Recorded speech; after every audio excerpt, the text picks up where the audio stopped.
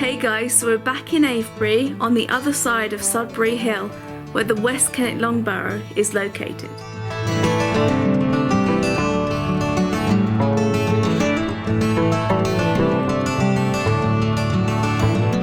Hey guys! Hi! So we are here on our way to the Long Barrow. We're in Avebury and we thought we would finally explore it. It's such a cool looking place. It's essentially a gigantic tomb. It's less than a mile to the site and we really don't know what to expect as we make our way through the muddy countryside. Have you seen how clear the water is here? It's amazing. You can just see the reeds like in the street.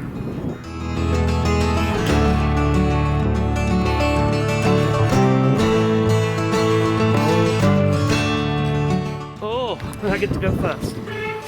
I'll fall first then. Oh no, don't fall. Yeah, I'm ill prepared today because I put the wrong my walking shoes. Instead, I get to wear nice breathable trainers. So if I'm lucky, my feet won't get wet. There's his shoes. There's mine with the hole in them.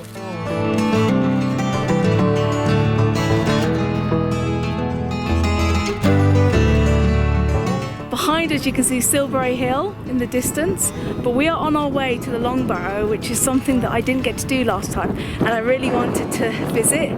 So guys, I'm excited. I have no idea what to expect.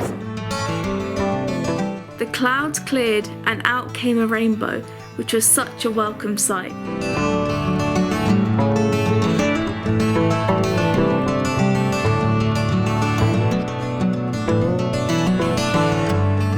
The Long Barrow is essentially a tomb that was built around 3,650 years ago and is one of the largest chamber tombs in the UK.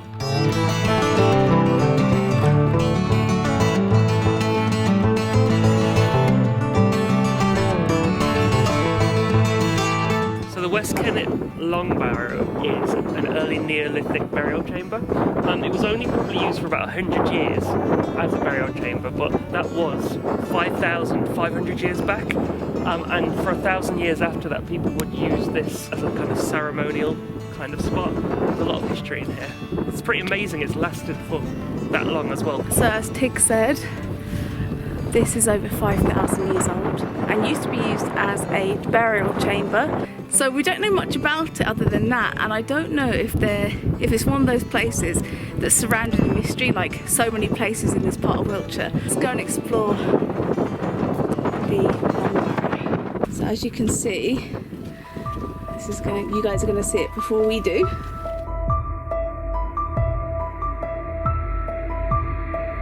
This is quite eerie, guys.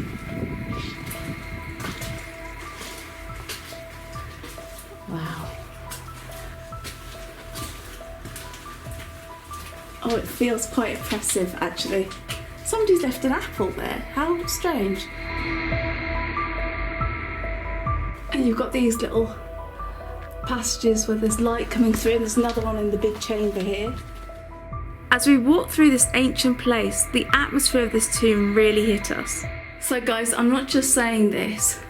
I felt so much atmosphere and weird energy behind me, almost like I was walking through like a mist of energy. I can't explain it. It's definitely got an atmosphere in here, and I can smell kind of flowers. I don't know if that's from outside or what, but can you smell it? It smells sweet. Sweet, yeah. It smells sweet in here. Like there's a sweet smell. I think I feel what you mean. I was just standing in here on my own, and it feels like you're not alone in here. It feels like, don't get me wrong, I know the stones are very close to you and things, but it doesn't feel like a kind of cold, empty chamber. And it is a chilly day today. It just feels like you're, I don't know, with a big group of people. It doesn't make any sense. It's quite, I wouldn't say eerie, but odd in here. So this used to be a burial site for an entire village. I think 50 people are buried here. This goes on and on outside. You'll see like green lumps where basically the chambers continue, I believe, and they've been sealed off here. So whether or not the burial site of these people is still here and they are actually still in the hills, behind us, I don't know. But it does smell sweet. Yeah, it smells sweet in here.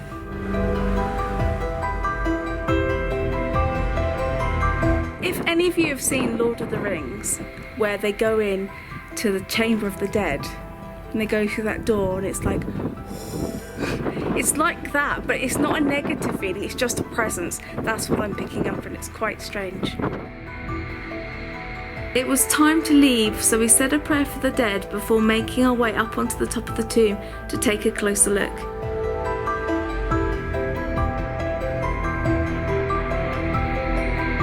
This part of the country is really quite mysterious. There's a real feeling of ancestry and history all around here. Wiltshire as a county is definitely one that's not to be missed if you're exploring England.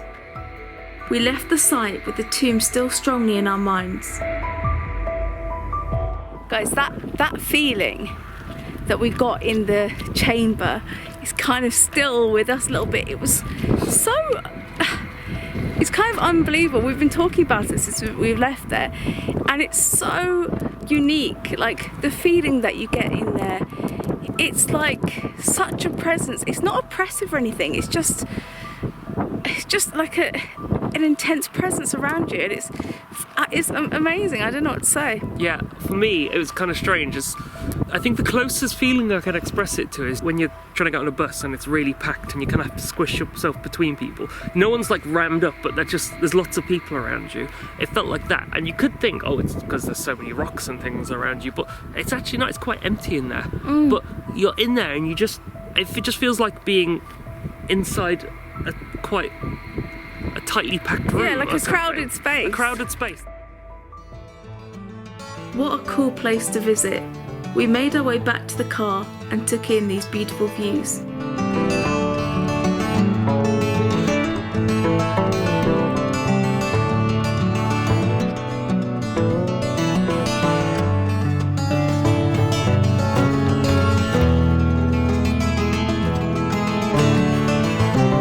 We decided to stop off at this cute little country pub called the Wagon and Horses to have, you guessed it, another Sunday roast.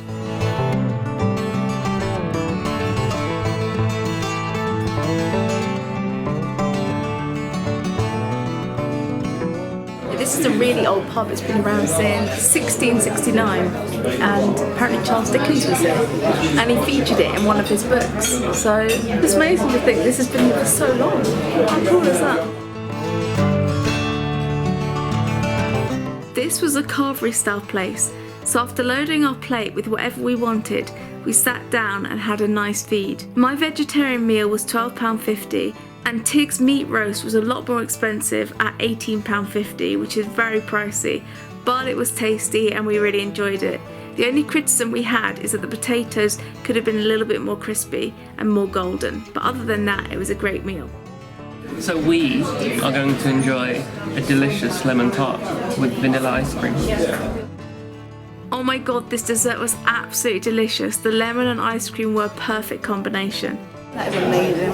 The ice cream, I think it's a vanilla, but it's got sort of a lemon drizzle on it, and it cuts through the sharpness of the lemon perfectly, and it's just, oh my god, it's so good.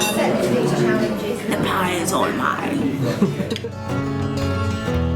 Feeling absolutely stuffed, we made our way only 5 minutes down the road to the White Horse of Cherhill, hoping to see the sunset from the top.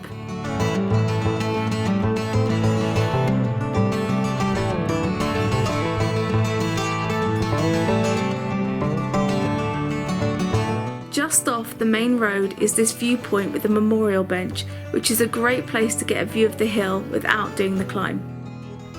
So we are here at Cherhill White Horse, just continuing on the White Horse theme. In this area there are lots of them, and we met somebody that lives around here who told us that that bench was a good view spot for a photo, and they weren't kidding. It's beautiful from there. You can really see everything, the tower and White Horse Hill. So we're gonna carry on and actually walk up the hill. Hopefully we won't get wet and the rain will stay away, because it's been intermittent showers since we've been out to eat. So fingers crossed.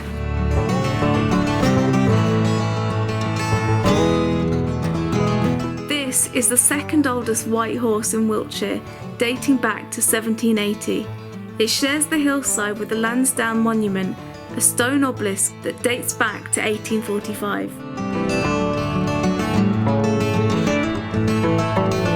There are 8 white horses in total. We've already visited the White Horse of Hackburn Hill, so hopefully we can spot the rest of them on our future adventures. Anyway, let's get back to our walk. We made our way up the slippery path, hoping to get a nice view from the top. So now the clocks have gone backwards. The sun is setting quite a bit earlier, an hour earlier, and we're trying not to slip on this clay path. But the sun is definitely going down. What a lovely, as you walk up to the hill, you've got this alongside you, which is where you can see the White Horse and the tower, which is nice. So it's ever in your view.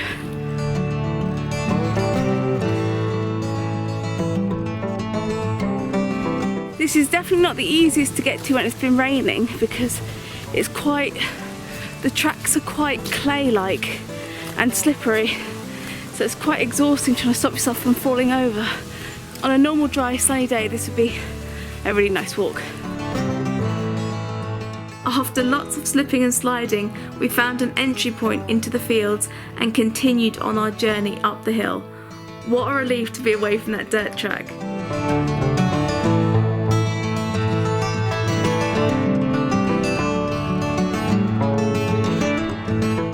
That was quite a climb, just because it's so slippery. Anyway, we're making our way up the last little stretch. I hope we can find another way down that avoids that slippery clay, because that was quite grueling, to be honest. I don't have any walking shoes on, and the trainers just were useless. I was just slipping all over the place. It's mad down there, mad.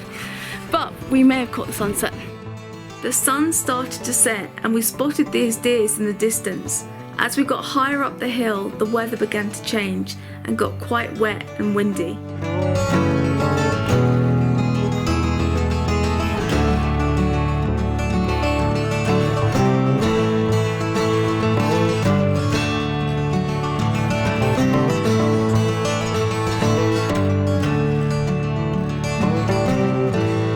It looks so dramatic up there, with the wind howling and the silhouette of the obelisk in the distance.